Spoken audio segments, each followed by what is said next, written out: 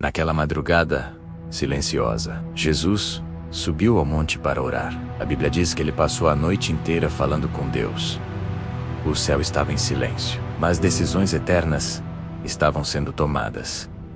Ao amanhecer, Jesus chamou os seus discípulos, e entre muitos, ele escolheu 12 homens comuns, 12 nomes que mudariam a história.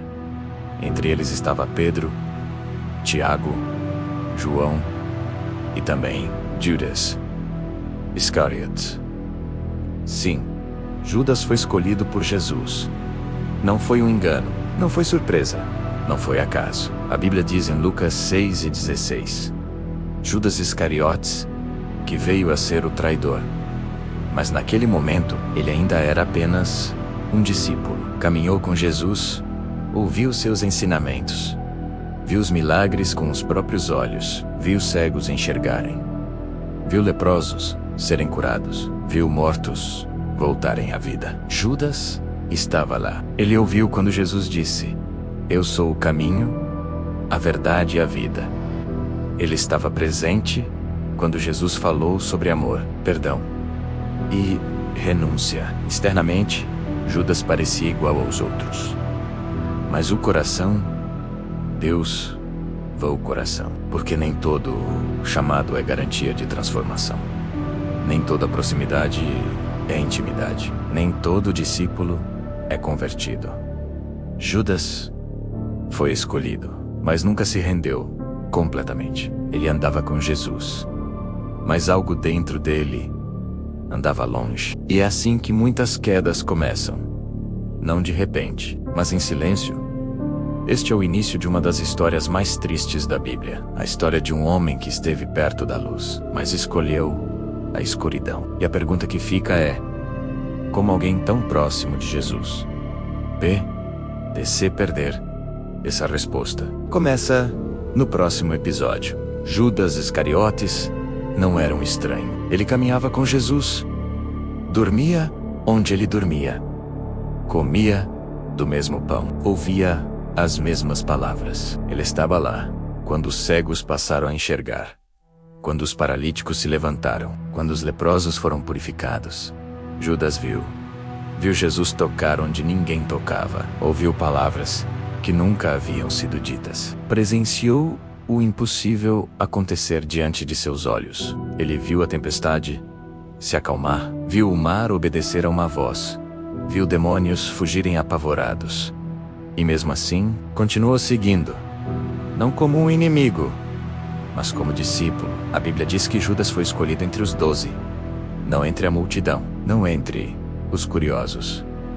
Entre os mais próximos, ele recebeu autoridade.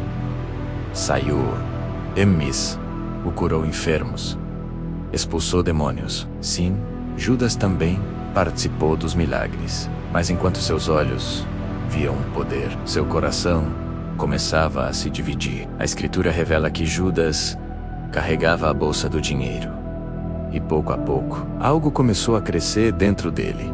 Silencioso, oculto, perigoso. Ele andava com o milagre em pessoa, mas o coração começava a se apegar a outra coisa, porque ver milagres não é o mesmo que ser transformado. Ouvir Jesus não é o mesmo que obedecer. Estar perto da luz não garante que o coração esteja iluminado.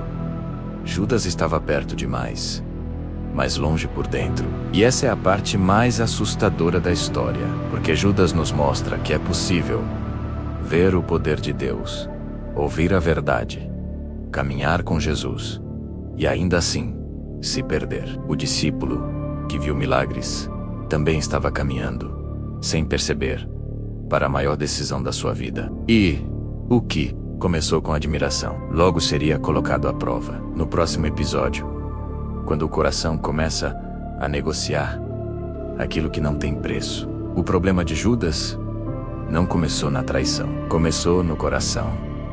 Um coração que caminhava com Jesus, mas começava a desejar outra coisa. A Bíblia revela algo simples, mas pesado. Judas era o responsável pela bolsa do dinheiro. Ele cuidava das ofertas, administrava o que sustentava o grupo. Mas aos poucos, o dinheiro deixou de ser apenas um detalhe. O Evangelho diz que Judas roubava do que era colocado na bolsa. Foi pequeno, silencioso, repetido, e pecados pequenos, quando ignorados, preparam o terreno para quedas grandes.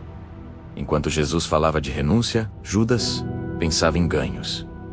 Enquanto Jesus falava de entrega, Judas calculava perdas. Dois amores começaram a disputar espaço dentro dele. De um lado, o mestre, que falava de cruz. Do outro, o desejo por controle, segurança e valor próprio. E o coração não suporta dois senhores.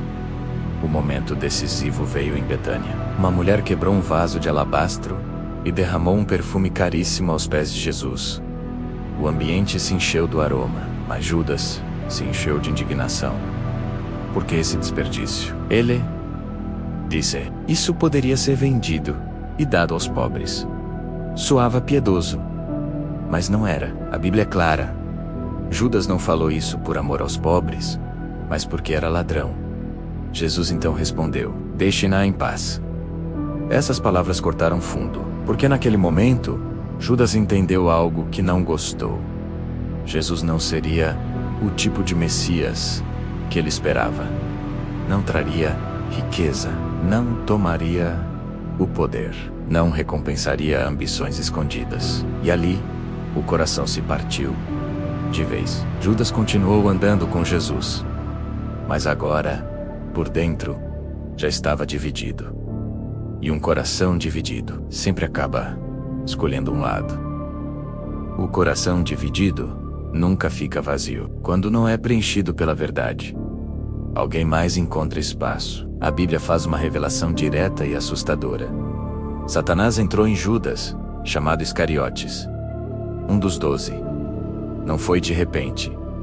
Não foi à força. Foi permitido porque, antes de Satanás entrar, o coração já estava aberto. Judas havia caminhado com Jesus, ouvido suas palavras, visto seus milagres, mas escolheu alimentar o que estava escondido. A decepção virou brecha. A cobiça virou porta. O silêncio virou convite. E nas sombras, uma decisão começou a se formar. Judas foi até os principais sacerdotes. Não foi arrastado. Ele foi, olhou nos olhos deles e perguntou: o que me dareis se eu o entregar? 30 moedas de prata. O preço de um escravo. O valor dado àquele que caminhava com o Filho de Deus. Naquele momento, o acordo foi feito. Não apenas com os homens, mas com tudo aquilo que havia crescido no coração de Judas. A Bíblia diz: desde então, Judas procurava uma oportunidade para traí-lo. Ele ainda andava com Jesus. Ainda participava das refeições. Ainda ouvia as orações. Mas agora, cada passo tinha uma intenção. Cada gesto escondia um plano. E o mais assustador não é a presença do mal.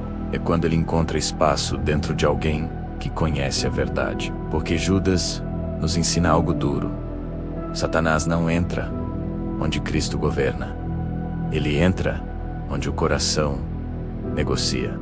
O valor já havia sido definido. 30 moedas de prata. Não foi um impulso. Foi um acordo. Um preço colocado sobre a vida de Jesus. A Bíblia diz que Judas procurava uma oportunidade, não qualquer uma. A oportunidade certa. Sem multidões, sem barulho, sem testemunhas. Enquanto isso, Jesus preparava a mesa. O pão seria partido. O vinho seria derramado. A nova aliança seria anunciada. E Judas estava lá, sentado à mesa, comendo do mesmo pão, ouvindo as mesmas palavras. Jesus então disse algo que gelou o ambiente. Em verdade vos digo, um de vós me trairá. Os discípulos se inquietaram. Olharam uns para os outros. Perguntaram, um a um: sou eu, Senhor? Judas também perguntou. E Jesus respondeu, em voz baixa: tu o disseste. Naquele momento, o peso da escolha ficou claro. O pão foi molhado e entregue a Judas. A Escritura declara: depois do bocado, Satanás entrou nele, e Jesus disse: o que fazes? Faze-o depressa. Judas se levantou, saiu da sala, e a Bíblia registra algo simples, mas profundo. Era noite. A noite não estava apenas do lado de fora, estava dentro. As moedas não estavam apenas nas mãos, estavam no coração. Porque quando se coloca preço naquilo que é eterno, o valor da alma é o que se perde. 30 moedas de prata não compraram apenas uma traição, compraram uma decisão irreversível. No próximo episódio, o beijo na escuridão e o momento da entrega. A noite havia chegado. Jerusalém estava em silêncio, mas naquela sala, algo eterno estava prestes a acontecer. Jesus se assentou à mesa com os 12. Não era apenas uma refeição, era um encerramento, era um comer. O pão estava diante deles. O vinho também, mas os corações estavam inquietos. Jesus sabia do que estava por vir, sabia da cruz, sabia da traição. Mesmo assim, ele ficou. A Bíblia diz que Jesus tomou o pão, deu graças, partiu e disse: isto é o meu corpo, que é dado por vós. Depois tomou o cálice: este é o meu sangue, o sangue da nova aliança, derramado por muitos para a remissão dos pecados. Enquanto ele falava de entrega, Judas ouvia em silêncio. O Salvador oferecia perdão, mas o coração de Judas já estava longe. Jesus então fez algo inesperado. Levantou-se da mesa, pegou uma toalha, cingiu-se, lavou os pés dos discípulos, inclusive os pés daquele que o trairia. Nenhuma acusação, nenhum grito, apenas amor, porque até o último momento Jesus ofereceu uma chance. Mas a decisão já estava feita. Jesus voltou à mesa e declarou: um de vós me trairá. O peso caiu sobre todos. O pão passou de mão em mão. O olhar de Jesus encontrou o de Judas. E, naquele instante, o céu e o inferno se cruzaram em silêncio. Judas se levantou, saiu, e a Escritura registra: era noite.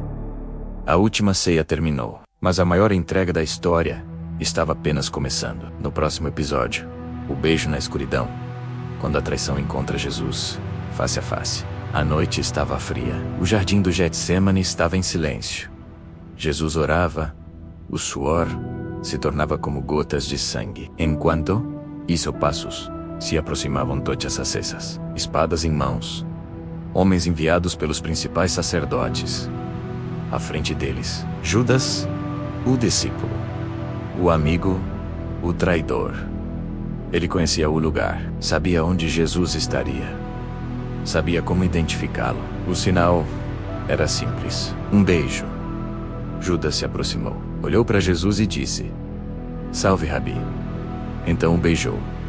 Naquele gesto comum se escondia a maior traição da história. Jesus não recuou, não gritou, não resistiu. Ele apenas perguntou: Judas, com um beijo traz o filho do homem? O silêncio caiu. Os soldados avançaram. As mãos tocaram Jesus.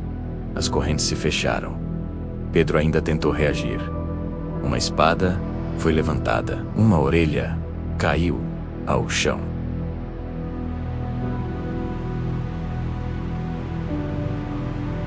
Até naquele momento, ele escolheu a paz. Um por um, Judas permaneceu parado. O beijo ainda pesava em seus lábios.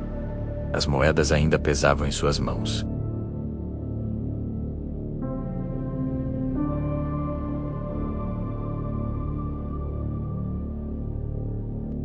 Quando o sol nasceu, a consciência despertou. Judas viu Jesus preso, amarrado, condenado. E então, o peso caiu. A Bíblia diz que Judas sentiu remorso. Não foi alegria, não foi alívio, foi dor. Uma dor tardia. Ele pegou as 30 moedas de prata, as mesmas que antes pareceram um ganho, agora queimavam em suas mãos. Judas correu até os principais sacerdotes e disse: pequei, traindo sangue inocente. Mas ouviu apenas uma resposta fria: que nos importa? Isso é contigo. Naquele momento, Judas entendeu algo terrível. Aqueles que usam nunca carregam a culpa. O remorso ficou só com ele. Judas entrou no templo. O dinheiro caiu. Ecoou. Mas não comprou perdão. Porque arrependimento sem volta para Deus se transforma em desespero. Judas saiu, sozinho. A Bíblia não descreve lágrimas longas, nem